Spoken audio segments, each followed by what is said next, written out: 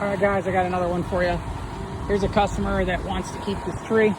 He's out here looking at this tree because we're doing some air spading and soil excavation and amendments over here to try to improve the condition of this tree. It's a big old tree right on the property line. A house was, or a structure was built next to it. So we're trying to keep it healthy. But I saw this one as I was out here, and you can see the canopy here looks pretty rough.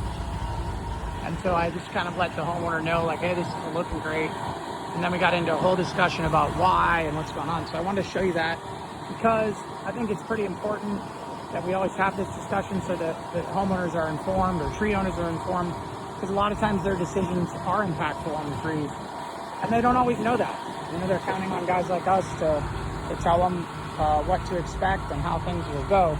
In this case, they replaced this driveway here about 3 years ago, and there was a slab here.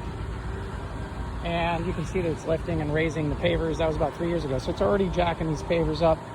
But I think that some of this damage we're seeing here, or this canopy dieback, is related to replacing that slab there. And so what would you guys do? They want to keep the tree. They love the tree. They love their trees. And they want to have this, be able to have this driveway. Now eventually we'll push the driveway out, or the parking area here. So they, you know, that might have to come out over time a little bit, like shrink this spot just a little bit. You know, maybe have to redo the border here and push it in a little bit. I would love to see that. That might be a suggestion.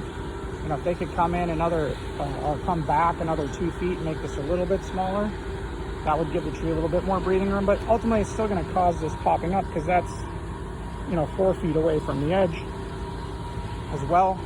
So what I think is ideally, you know, when you plant these trees, you put in a structural soils and silva cells, and then you can put these bigger trees in tighter spots.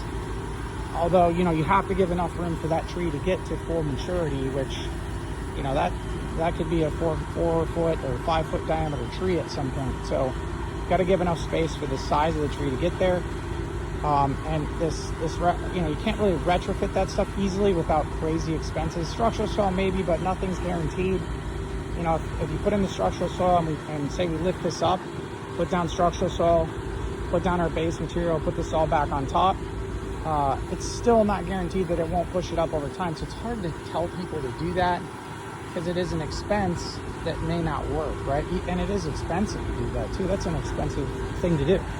And then silva cells are probably not going to work because trying to get those to slide over roots and structures, it's tough. I don't think that's necessarily a viable option. So for us, I think keeping this tree as healthy as possible, and you know, every once in a while, if we have to cut an offending root, we only cut one at a time.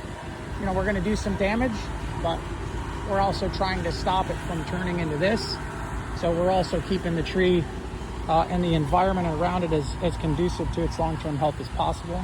And that's, you know, done with things like, you know, in the case before they did this construction, it would have been great to do something like growth regulator, and then soil amendments and things like that to keep an environment that allows the tree to still continue to do well, even though we have to cut a root here or there over time. It also does have some structural defects, which we would always want to put some rods in there and some cables over time. So that's going to be there. You can see the inclusion, or the branch, or the two branches coming together is bulging on this side. What would you guys do? Let me know in the comments.